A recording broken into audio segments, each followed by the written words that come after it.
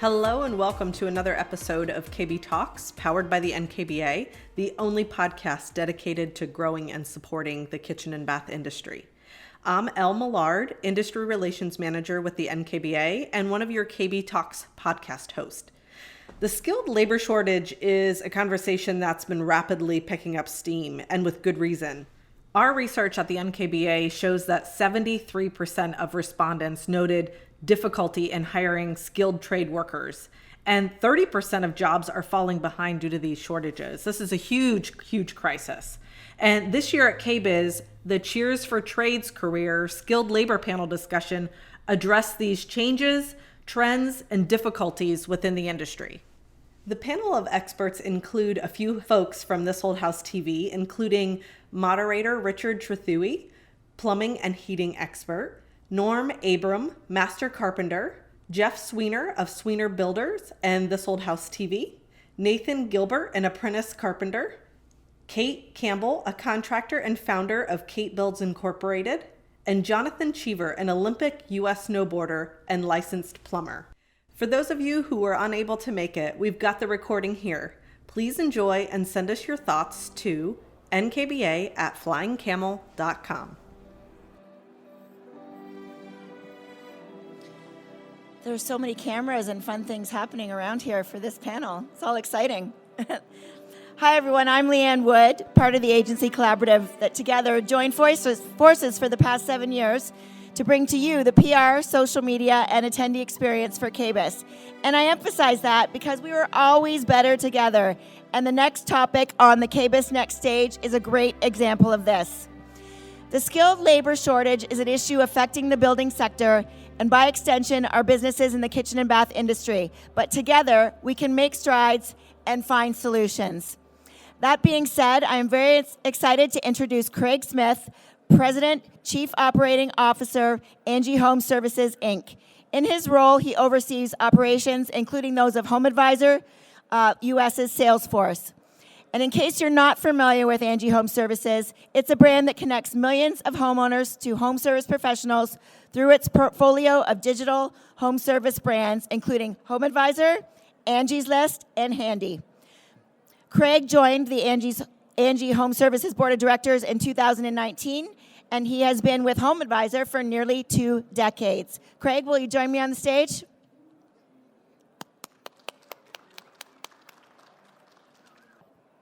Hello, everybody. Good to be here today. I'm honored to introduce this panel today to address the skilled labor shortage, topic critical to our industry. The skilled labor shortage is an issue affecting the building sector and, by extension, our business.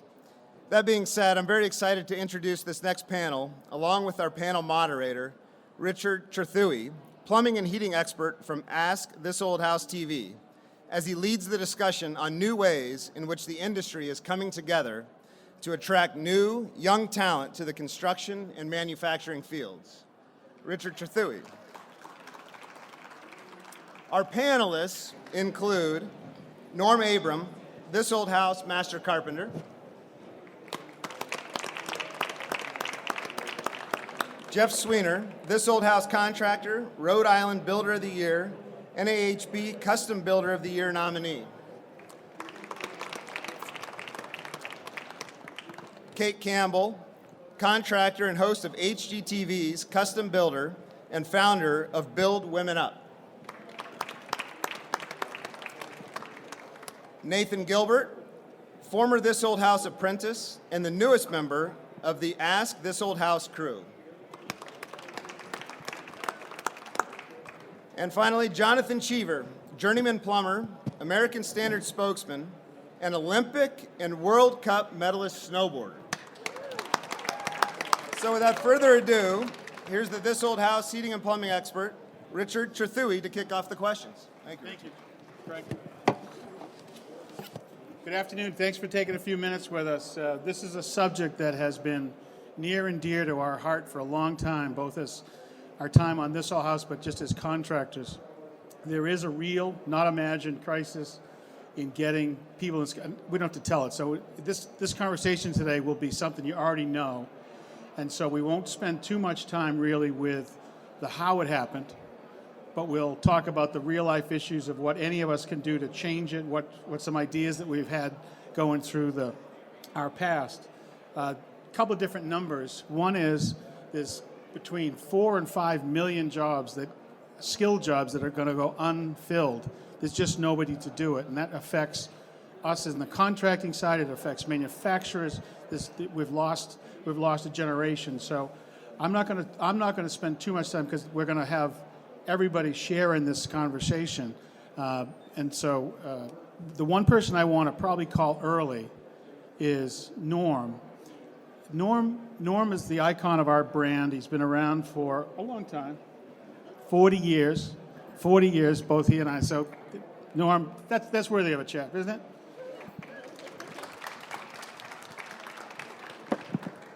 But he had his own business and had the same issues that we all did. But this issue, and about 2 years ago, we started an initiative on this house called KBISNeXT. And we started to work with Mike Rowe. We went out and got some money from our people who support this whole house, and we gave $500,000 to the foundation that Mike Rowe started. And getting the money turns out to be the easiest part. It's really what to do with the money, how to make a difference in our lifetime. And so, but the reason I would call on Norm to talk about briefly is it sparked something in you, Norm, that we were so excited to see. You got to do all the introduction, but I just want to have you sort of say a few words about this whole KBISNeXT thing as it relates to you. Well, thanks everybody for coming this afternoon. I started to see that when we started talking about this problem, we started to look back and see what happened. And there were a few events that actually, I think in some ways, accelerated this problem that we have with not enough people in the skilled trades. And it started back in like grammar school and high school education, where there used to be shop, there used to be home ec, there used to be all these things that people should know about. I mean, I grew up in the generation where our parents made sure that we understood how to take care of ourselves, how to, learn how to cook food, all little things that we think we forgot about those. And you need to have exposure to appreciate what those skills are. And if you don't have the exposure, you're never going to know. And so for the last couple of years now, I've been saying we've got to get that kind of exposure back into the school system. Parents have to allow to give their children a little more freedom to take a path of a occupation that they're going to be happy doing. Because if they're not happy doing it, it's not going to do much good for us either. So, I think getting it into the schools, letting them experience it. And for me, if 1 out of every 10 kids who's exposed to, let's say, carpentry, because that's what I'm most familiar with, if 1 out of every 10 kids decides they want to become a carpenter and build houses or renovate houses, that will take us a long, long way. I also think that young people have to understand that these jobs are very rewarding. They're not, some people I think make the trades seem evil. The trades are one of the most important skills that we need as we live in our homes every day. And Mike Rowe has said, all these trades that we have, they make our lives comfortable. So if we don't start getting more people in here to start working on the trades, it's not going to be very comfortable for all of us, or you're going to have a hard time even finding a contractor to work on your home. So it goes back to very simple things, exposure of your children to these skills. And I think at this point, that's one of the most important things to do. I mean, like Richard said, the money isn't going to solve the problem. It's getting young people exposure that's going to help solve this problem. Thank you, Norm. And the challenge is grim. Anybody want to guess the average age in the skilled trades right now, currently? The mean? 56, exactly, 56. And we've got 80% of contractors, companies are independent. They're all, many of them working out of the houses. So the challenge is going to be, there's not going to be one magic place that's going to be able to hire all the next kids coming in. So it's going to be it's a fragmented industry with a lot of beautiful artisans in it that we all deal with every day. But how we get kids into the game is tricky. So I wanted to bring you into the conversation. Jonathan, what's wrong with you? Why'd you become a plumber? Is this working? Okay, so I've been a licensed plumber for almost 15 years now, and it's a family trade. Nice. Strangely enough, my grandfather was college educated. My father dropped out of college to become a plumber. That's the footsteps I followed. I dropped out of school to become a plumber. And being nearly 34 years old right now, when I go do my continuing education to keep my journeyman license, I notice I'm usually the youngest one in the room by about 20 years. And the great things you're doing with Generation Next, but we also got Trade Up that some of the guys at American Standard are going through. Right. For every 5 plumbers leaving the trade, there's only 1 getting into it.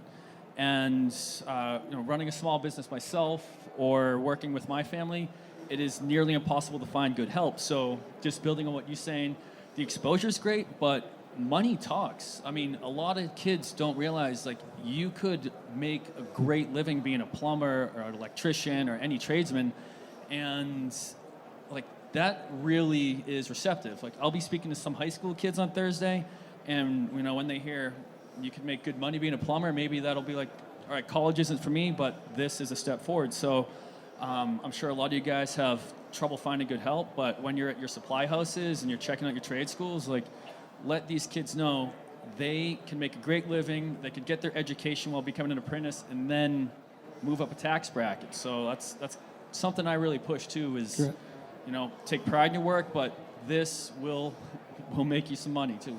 Great. How long can you... Thank you. Absolutely. Thank you. So how long can you snowboard? As long as I'm healthy and competitive, I'm going to keep it open-ended like that. I know I have an expiration date, but I'm not milk, so let's see how long. A born on date fan. Now, Kate, you're from Canada, so you probably don't have any of these labor issues, right? Right. No, I think they are universal. Yeah. I think they're across the board. So, some of the challenges, let's be honest about it. Entry level in the skilled trades means it's not great pay, right? Kids want to get out of school and think they're going to get $75K. The average entry level is 46, something like that.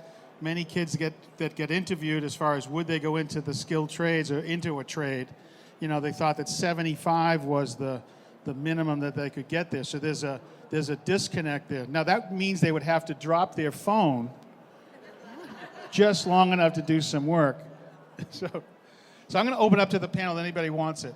What could anybody do? What's your path to start nibbling away at this fruit? Jeff or Nathan or Katie? Anybody we haven't talked to? I'll jump in. I kind of had a different pathway into the trades. I feel like part of the problem is that we push university as the only way to success. And in school, we're told to take academic courses, and if you can't get into university, then you go into a trade. So that's one of the core issues.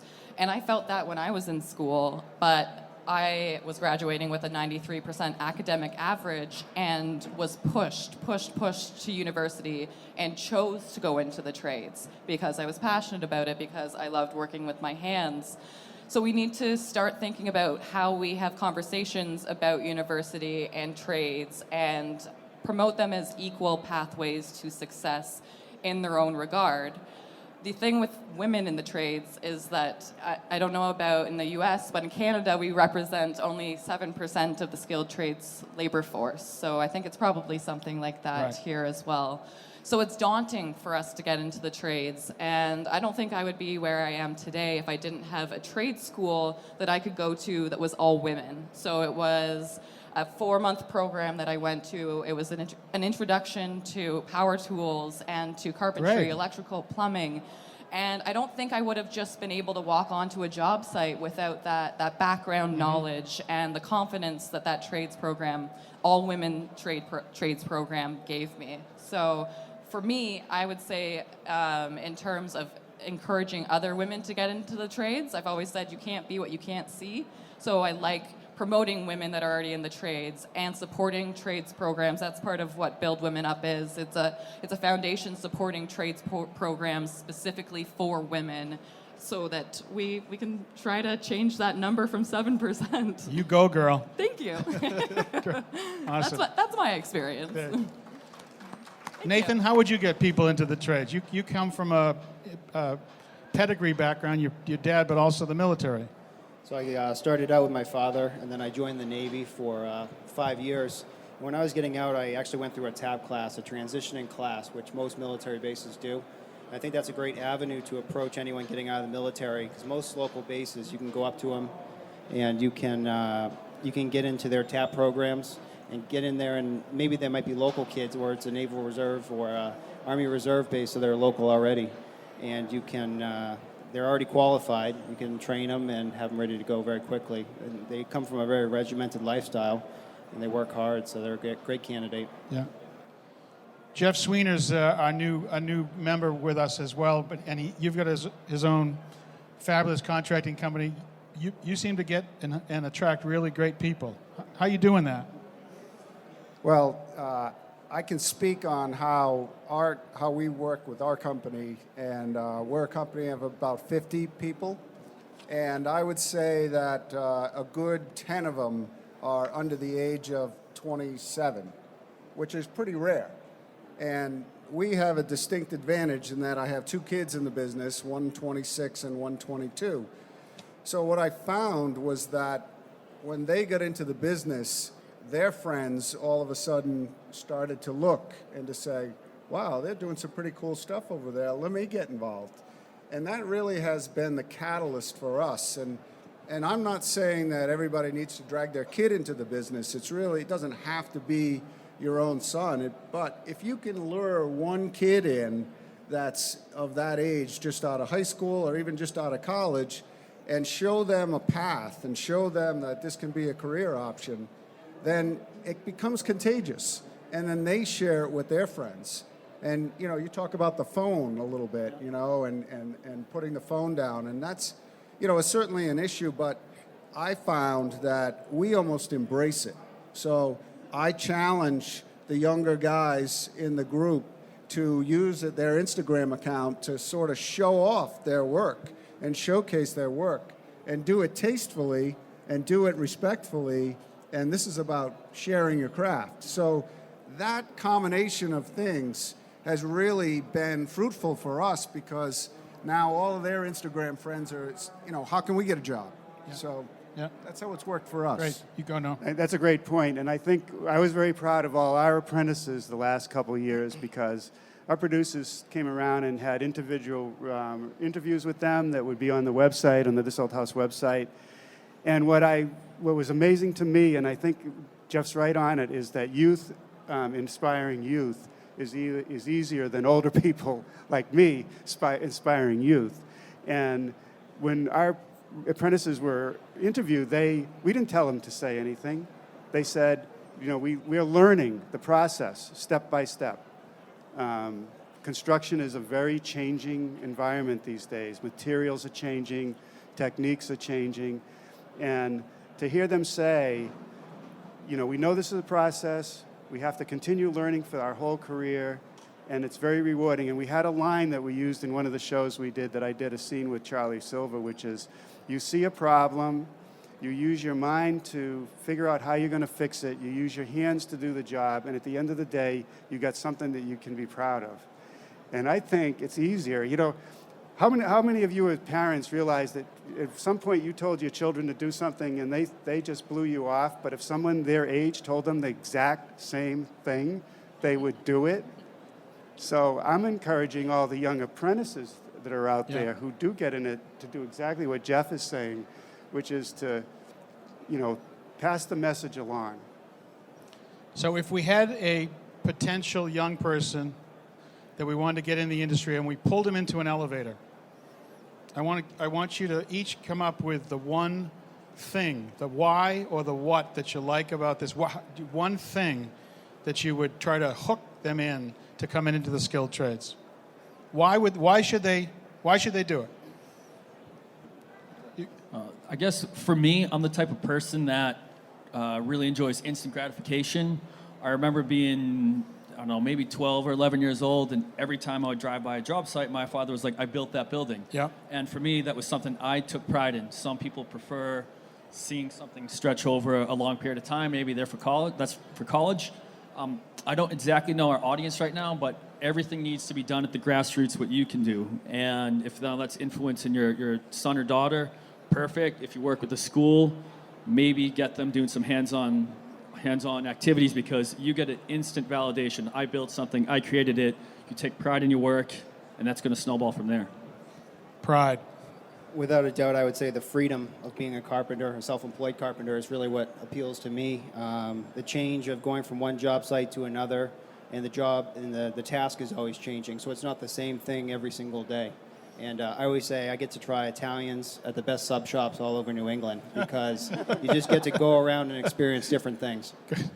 You're wearing it well. Good. You took mine. But that's okay. I had another one. As an entrepreneur as well, I would say the endless possibilities, and you're constantly learning and being challenged, which keeps you on the ball and it constantly challenges you every day. And for someone that gets bored easily, that is the best thing for me. We all have ADD. Yeah.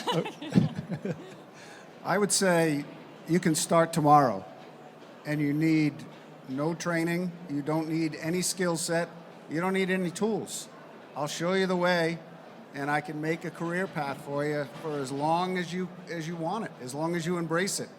And that's really what we try to encourage all of the younger guys, that to look up to the guys that are my age on the crew and say, look, we were there when you were there. Yeah. There's a career path there. There's an everyday life.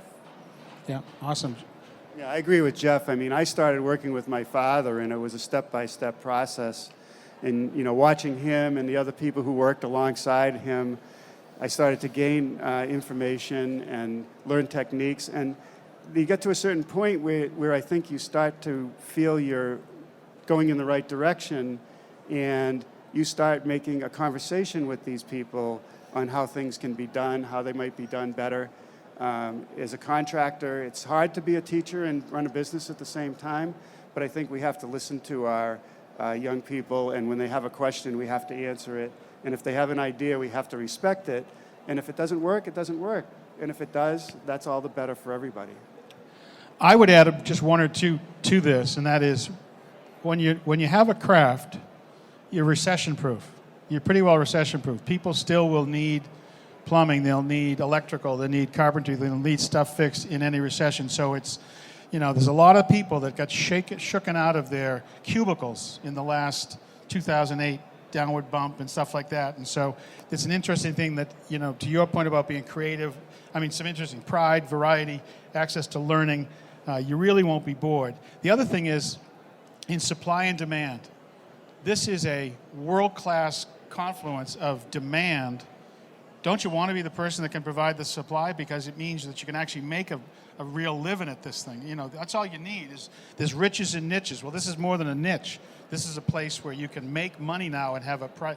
I grew up as a plumber. I was plenty embarrassed about being a plumber. And I shook it, thankfully, but because, for all the jokes and all the things. And electricians feel the same way. Some carpenters do, would not have gone to a liberal arts degree, liberal arts college. Every single one of those people on the planet, though, still need us someday. And we bring a power to this that is prideful, meaning we're the people that bring magic to make people be comfortable in their building so they can still live in the building. What Norm and Jeff and everybody's done here is bring magic in terms of what they do in these beautiful houses. And so what we've done on the show is try to celebrate this, show the best craftsmen. What we're trying to do now is to sell the next generation. This generation that got left, and we're fighting against guidance counselors are only rated on how their college placement, every house's real estate value is strictly based on how many kids went to college. It isn't necessarily. So there's some things, market forces that are working against us. Now, what to do? What to do? We know the elevator speech. What would you do? What if we could leave 5 great things that could make a difference? What would you do in your own market? Because it's all going to be in our markets. It's all going to be local. Politics is local. This is local. There's not going to be some magic, multinational company that's going to be able to come in and fix it. Okay, what would you do? Anybody? To note on the guidance counselor speech, I think we all know about that. Their focus is to get kids into college. I know when I was young, they came in and said, all right, who wants to go to a 4-year school? And I didn't really know. I just raised my hand because everyone else did, even though my father was a carpenter and I knew I could make a great living doing that. But to get in between them and to grab some kids that might be interested and have them come out and job shadow, even if it's just for a day, drive them around, show them job sites, lumber yards, some of the perks of it, and then drop them back off at school so they know, what's available to them. I would have to say, in Canada at least, shop classes are being eliminated from high school and have really never existed even in like middle school or elementary school. And I think a lot of the time, by the time you get to high school, you already have a lot of your mind made up, so it's almost too late. So I would say trying to find a way to incorporate some kind of a shop class back into elementary school, introducing it earlier so that you show that it's just as valuable as going to math or science or whatever class is valued, and adding that value back in at a young age is really important. I hope that can. Anybody? I guess I would try to get in front of the school kids. I would try to get into a situation where I could speak in front of the local high school class and maybe bring some of the kids that are in their 20s that started right out of high school, and there's plenty of them, and to be able to showcase what they do and model what they do and try to get some excitement out of the kids and give an option for them. So I just did a podcast, and they got me thinking about this subject to a deeper level, and I remembered my father always had a saying that was A-okay. Adopt one kid. Adopt one kid. Like find somebody.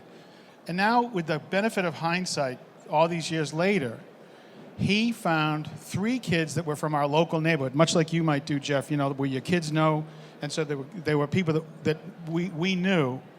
Well, those kids came in, we taught them the craft, they went on to start their own, they left as they might and should, and they went on to start their own businesses, and now, you think about it, the second generation of their family is now in the skilled crafts because one guy adopted one kid to sell him on something that wasn't offered to him. And that's all we can hope anybody does nowadays, is just find that kid that isn't sure but love to take stuff apart.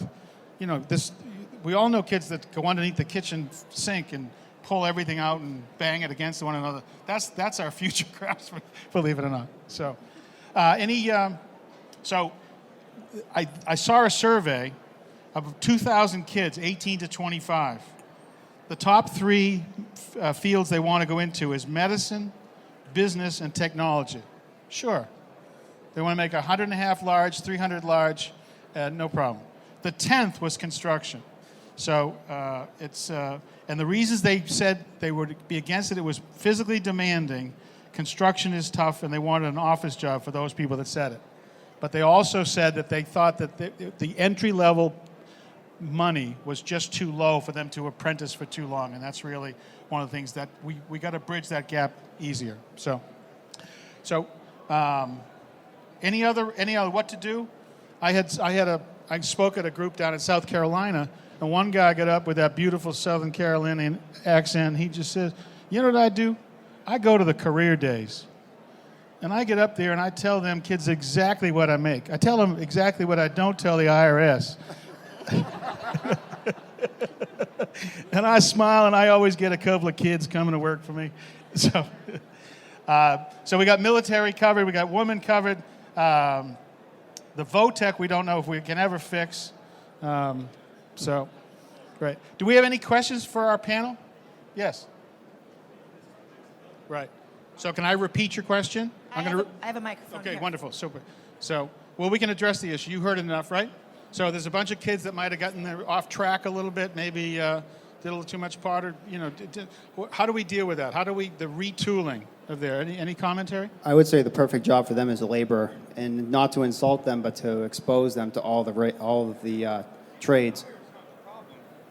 Once you got them hired, it's easy to find kids that need a job, that this wasn't their first choice, but they show up to work, they're on their cell phones, they don't see the value in taking it to the next level and learning to become the master carpenter. How do you motivate them to that point? You ever pick up a girl at a bar? Like the best way to do it. Do tell, Jonathan. Go, baby. The best way to do it is for her to try to make herself feel valuable to you. And same thing with these kids. Like, make them feel valuable to your business. And that's what I push when I'm trying to be a role model to someone that's younger. And one thing to kind of pick up on what you were saying about physically demanding, like, how much more technical is plumbing now than when you got in the trade? I've only been in it for It's easier now. 14 years as a Right. journeyman, and probably since I was 11. And like, I'm hardly pulling wrenches now. Right. I press a Right. gun to Right. put gas pipe. Like, Right. you could tell these kids this is a technical field. And, like, this is valuable. Like, you might have buddies in IT, but like, you're making someone's water run, and it is technical now. So Every single mechanical device now that heats or cools your home has got some printed circuit board and a computer in it. So it's not your dad's heating system anymore. So, but I want to talk more about the dating thing. Yes. Microphone? I recently discovered a whole new problem that we're trying to teach these kids that they don't need a college education to make a good living. But guess what? They're requiring those of us who are very valuable, who mentor and want to teach, we're not allowed to because we don't have a bachelor's degree. Oh, really? This is a whole new problem. My area right now, there's 3 colleges that offer design programs, and they're slowly dwindling away because there's one teacher that nobody wants to take a class from because they don't learn anything from her because she's never been out from behind her desk for the last 30 years. Yeah, yeah, So this how is do we- another thing to tackle. yeah. I'm not sure how we address that one. But I will tell you that we had the great fun, Norm, Kevin, Tommy, and I, and Roger, we went down to Congress to speak before Congress to a committee with Christopher Coons from Delaware. And we were excited about it. But what caught my ear, and all of our ears, was that there's all these loans available for any college you want to go to. There's not any money ever going to be, and it's a prohibition against it to give you any college loan for vocational education. That's a statement. That's a statement that's not good. Did you have some? Good. Yeah. Okay, so this is my second or third career. What are you going to be when you grow up, my I dear? don't know. I'm still looking for that. So I was an ER trauma nurse for 20-some years, and you can't do that forever. So I went back to school and studied design, and that's what I do now. So, and my father was like, there's 5 of us. He adopted 2 of us. We all work in the trade somehow. He was an electrician. I have 2 brothers, an electrician. What they see, or their friends see who went to college, is that my siblings have all have homes. Yeah. Yeah. And in a market where a lot of people get out of college, have big debt, and can't afford a home, and Yeah. have to work much longer than my brothers did. They were all by the Yeah. time they were 30, they all had homes. Yeah. A couple of them divorced and had 2 homes, but still. Yeah. But I think that It's that's cheaper to keep her, by the way. that whole next generation who doesn't exactly have something on the side and keep the home. I didn't say that. But I think that if some of that comes up and they see that they have these advantages, and Yeah. not everybody is geared for school. Now, my dad asked me after I got into design, and he said, "So why did you bother going to college?" Yeah. Why did I have to pay for your college? He didn't pay for it, but he still asked the question, Yeah. why? Yeah. But you know what? ER and trauma and design, it's a perfect match. Yeah. I mean, I know where all the accidents happen in the That's home. right. So, Well, we hope we can win some people over going forward. Yes, sir. Thank you for that. So we have a vocational situation in our area for 20 years, been dealing with the schools, have all these young people coming in, and we reached kind of an epiphany where that's not going to work. You want to know why? Because all the guys my age cannot communicate with all the people coming out of school. There's a serious disconnect between the ability of my generation to teach the younger generation. Yeah. So, and I get all the grassroots definitely, I'm all for it. I'm working grassroots in my area, get it. Women, I think, is a totally untapped market for sure. The problem is that I cannot even remotely seeing it be anywhere near enough to really solve the problem. This is all, little drops in a giant sea of issues. So unless there's going to be some leader who's going to really take this over and transform the school system, I don't see it happen. I see I'm going to retire, I'm going to be gone, and all my knowledge is going to go away, and that's going to be repeated a million times over. And unless somebody comes up and really solves this problem, there's not going to be a solution. Yeah, that's actually a good point. So I mentioned before we have about 50 people in our company, and we have a bunch that are under 27 and a bunch that are over 45. We have very few between the ages of 30 and 40. And so those few, those become the conduit from the younger guys to the older guys. So Kevin Barker, who's here in the audience here, who was an apprentice with this old house last year and now works for us full time.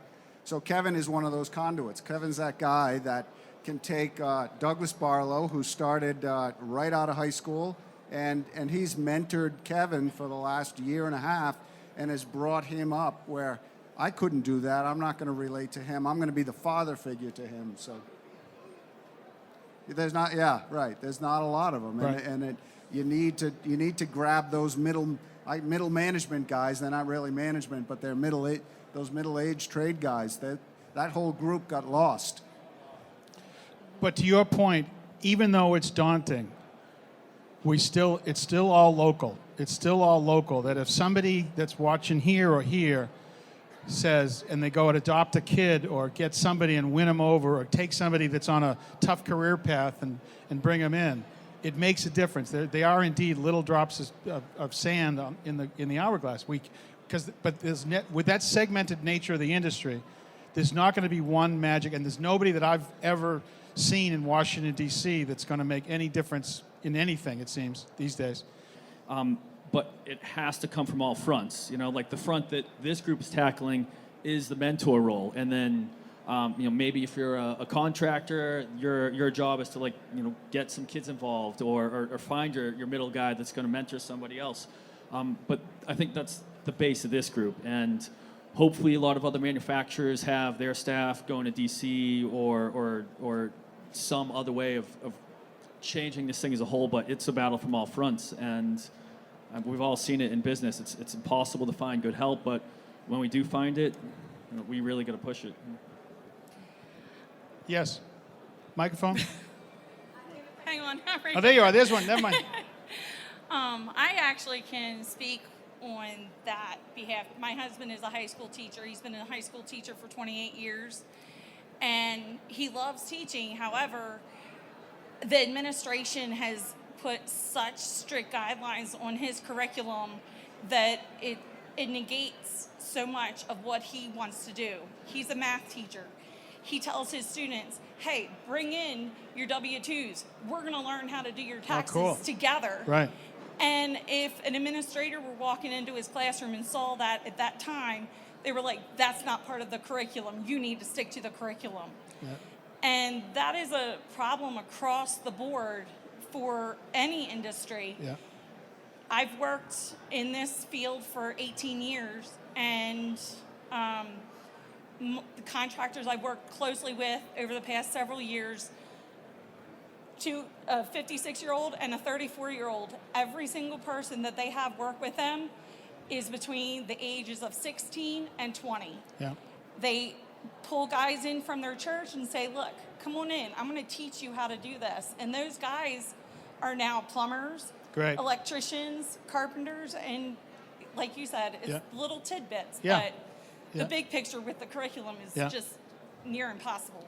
We did a story this year. We went down to Baltimore and went to a group that was second-time offender, getting out of prison at halfway houses, and it was a fabulous program that we tried to celebrate too. That there's all sorts of possibilities, and there's never going to be the home run, but there's little things that we can all do. And all we're trying to invite here is to start thinking about it, take it from here and move it backwards. Pay it the other way. So you got something? Go. I'm chasing you. I'm making sure. Oh, wherever the mic is, I point to the other way. This is a bad moderator. My name is John Stearns. So I'm a teacher. That's actually what I do. I'm a teacher at the mill in Colorado Springs, and we're a trade center. So we have cabinet construction, residential home construction, plumbing, electrical. We do it all at our place. And I think the issue is industry and education don't speak the same language. And for too long, education has tried to make industry fit their language when we have to make, as educators, we have to speak industry's language. And that's what we try to do in our place. We would love to have Andy and all of you out to talk to our students. I'll give you my card later on. So, but education industry don't speak that same language. They don't do things the same way. And I think that's one of the big problems. Indeed. I'm not going to point anywhere until she goes with the mic. Every time I do that, I get in trouble. No, that's fine. So I've started to hear, I have a terrible cold. I don't normally sound like this, but Right. I've been starting to hear that part of the solution could be kids that are homeschooled because they don't deal with that guidance counselor that tells them they're a loser, right, if they don't go to college. Are you hearing that too? I don't know what kind of numbers are there in homeschooled kids. Is there a lot? Is there a big number? Is it growing? Is it? For the people that work in education, like, what's the loophole? I mean, if you are restricted by a certain curriculum, or can't you just have, but somebody like me is more than happy to come to a school and speak. I've done it before with the Vokes in New England. So is that a loophole for your type of schools to be that branch from teacher to kid? He rewrote the curriculum, is what he said. No, Mike, I can cover you. That's it. That's it. You. That's me. Yeah. I'm the guy.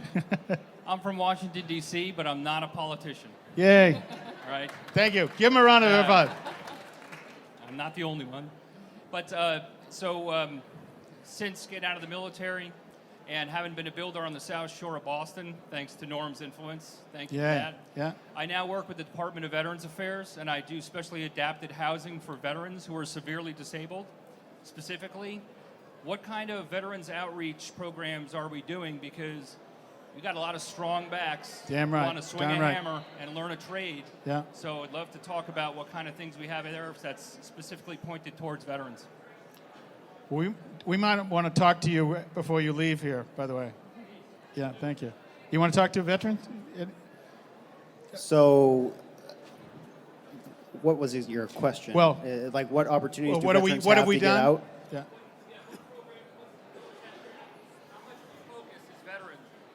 How much of a focus of your training is on veterans? So, guys, I know you're a veteran. Yeah. Thanks for your service, brother. And how much of that is your focus? I don't know that we've done outreach to VA or VA services, but we've done our home for the troops, and we've done some of these programs with the military. I mean, as far as veterans getting out, I briefly talked about the transitioning classes. You can go up and approach them if you're a local builder and you want to draw them in.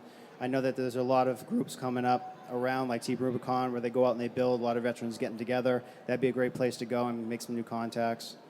Is there, between the both of you, is there the TAG group in every market? Is there a way to do? Is there a path to find the person that knows in every market?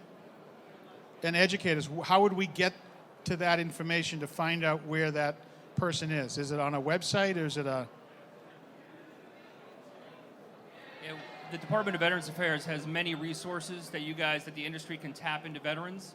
And I think we want that's to make great. sure the public knows about it, as well as the other grant programs available for veterans to help with this kind of education. Yeah. To get these guys and start stimulating the trades again. Yeah, and they already know how to operate without a phone in their hand. So, good. Any other questions before we wrap up? You got something there?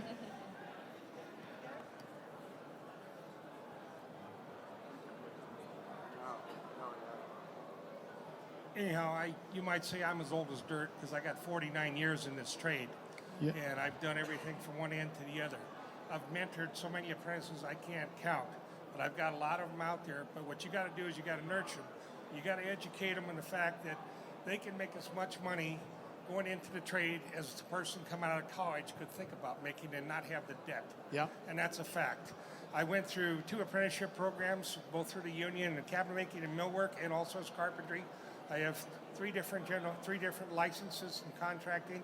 And my son, who's been in the Corps for 20 years, will be 20 years, Marine Corps, is now going out into the trade as soon as he gets out and getting certified. And he tells me, Dad, there's nothing more rewarding than Great. working with my hands. Great.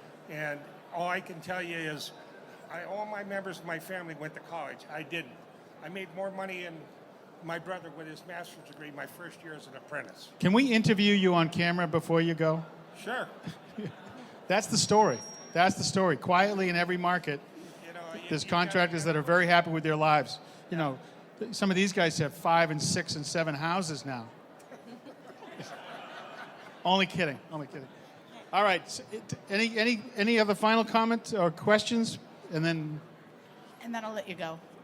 Hashtag the guy over there. That's all you need to know to keep up with the young kids. Yeah. Hashtag. I have 17. I've got 3 kids. My eldest 2 daughters are in college. My son, who's 17, almost 18, is my left-handed, right-brain, creative, ADD kind of kid who school. Some things in school work well, some don't. So he's from a family where everybody went to college, and he's debating about doing it. And I live in the suburbs of Chicago and kind of in a relatively wealthy community. So all of his friends, speaking up to what you were talking about, they go to university. And there's very little. I have 2 comments, and I'll make them short, I think. One of them is the great thing about this community is that they're having like welders come in and talk about the careers for people that are doing. Because he wants to go either into the military or a trade or to a community college. But he doesn't want to feel like he's less than those that are going to university. That's the one comment. My second question to the panel is, with him thinking about, and I don't know the answer, and there may not be an answer, but him wanting to go into the military or to community college or into a trade, is there a benefit to going into community college so you have a little bit of the college background? Speaking about, he's my creative, you know it. You know it'd be the perfect place for him. Well, I know, and I know what he wants, and it's what he needs to, where his heart is. Right. So there's one point we haven't put up today, and it relates to people in your position many times feel that they couldn't stand not having their kid go to college, and they put pressure on the kids beyond any logic. I just have to say that's not me. That's his dad. I know. But yes. But it's not unusual. Sorry, man, but no. Yeah, it's not unusual, and so it's these. So it's Richard, kind of allowing their heart to go where their heart goes. On that. Yeah. So go. I totally get that group, that kids that come out of high school, they're really not sure what to do. And one of the things that, and we've done this successfully, is we've said, give us a year. Like, come work for a year. If you're indecisive about whether to go to college or not, you're not going to have a great experience. You're going to go in and you're going to flounder. You're going to, go through some classes that you may not be interested in. So at least give us a year. The worst thing is that you mature a little bit, you make a little bit of money, and it gives you a decision. You've either liked it or you didn't like it. So sometimes, in order to know what you do like, you have to discover what you don't like first. So very good. Anything? If he went into the Navy Seabees, he could have all of that in one package. He could have a trade. They'll pay for his college, and he could travel the world and do it all. Yeah. Great. So thank you. So any final questions or comments? I'm sorry. We're good for time. Oh, good for time. Wonderful. Thank you. Okay. Then that's great. This is fun. You gave the microphone to a teacher, so sorry about the whole time thing. We like to talk. All right, time's up. Time's up. I'm a high school shop teacher, a dying breed Yay! in Minnesota. That's a unicorn. Yeah. Those of you who own businesses and have been in the trades, try to get out to your high schools, show them what your company is, the excitement of your job, but also do a simple math problem for them as far as what college costs versus the first 4 years out of high school. Yes, you maybe are making an entry-level wage. However, you are making money, not accruing debt.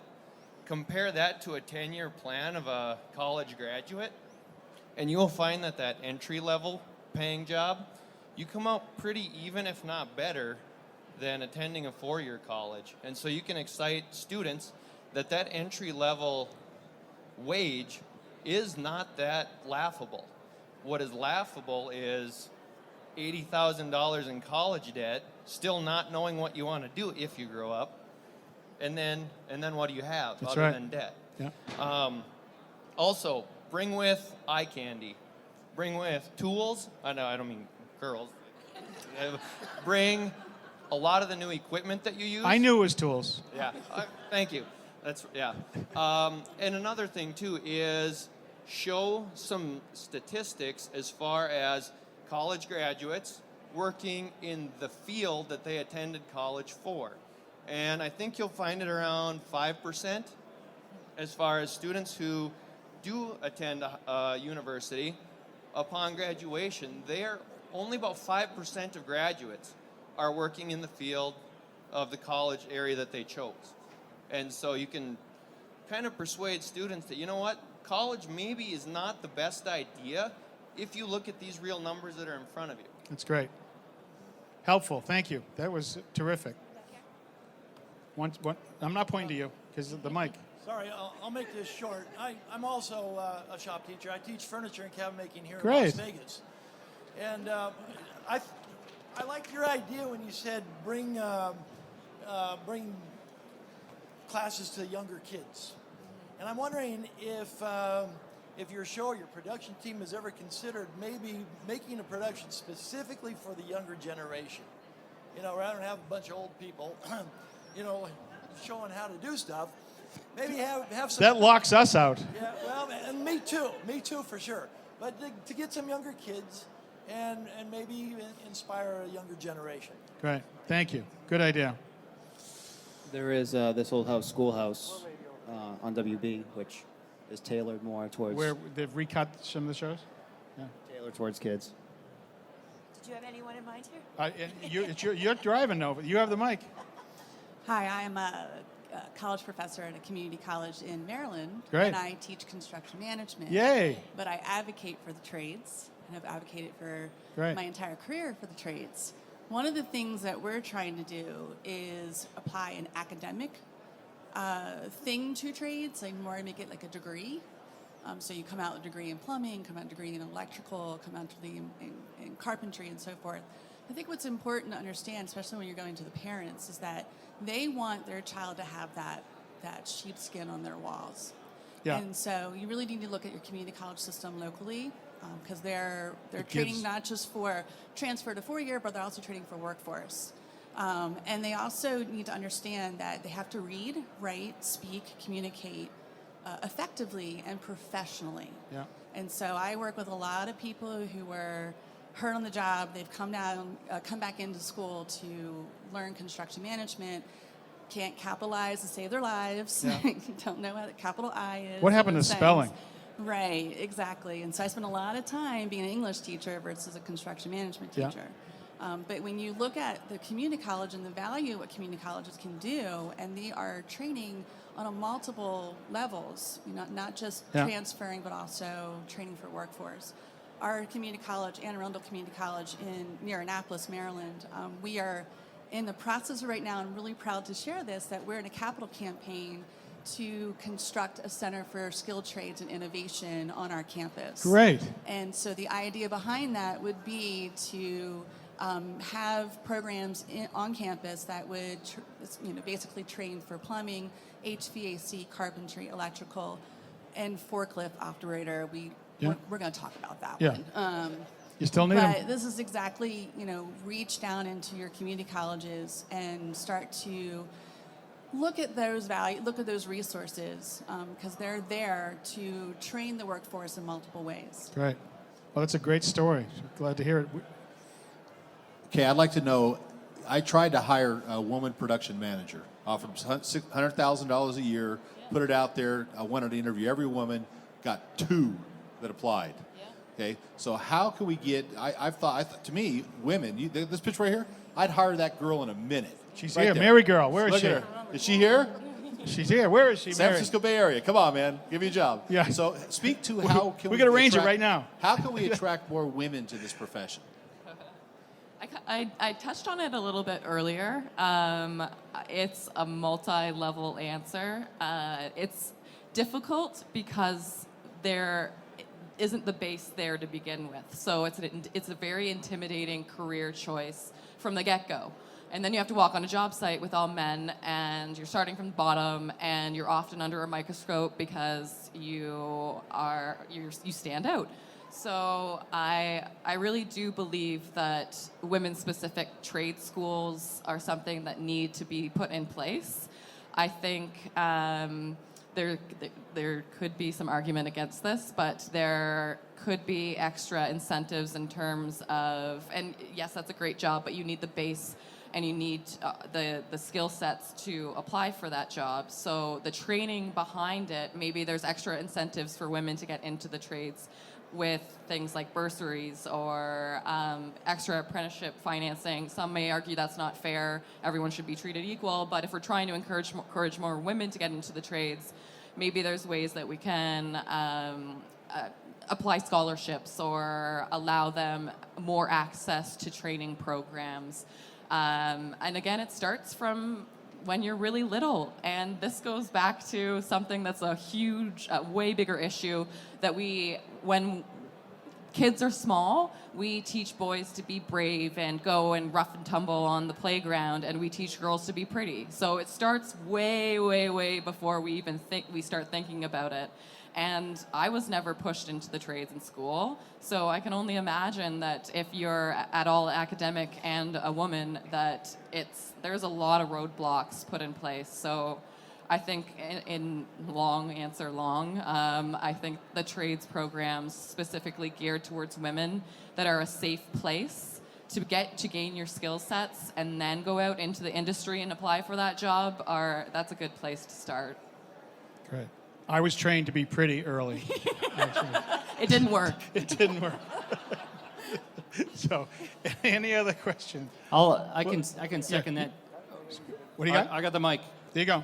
I need somebody to help me. I can second that too.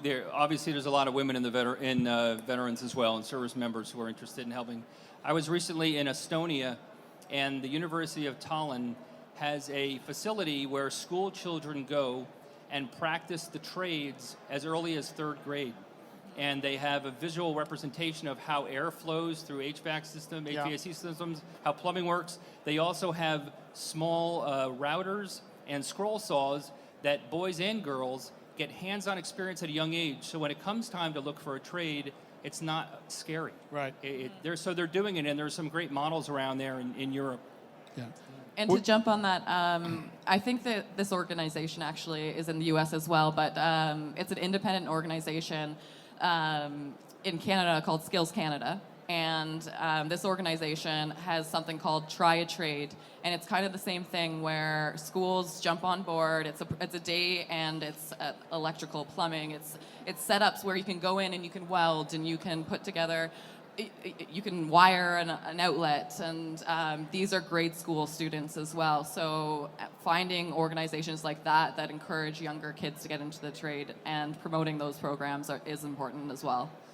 So I want to thank everybody for the conversation. This is when it's the best, and when you sort of share ideas. And I like your community college and retraining.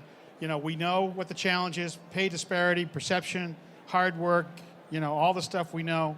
We know the why you'd want to get into it. It's recession-proof. There's pride of creativity. Some of the things that we talked about flowingly with freedom and variety and all the stuff that, there's many kids in.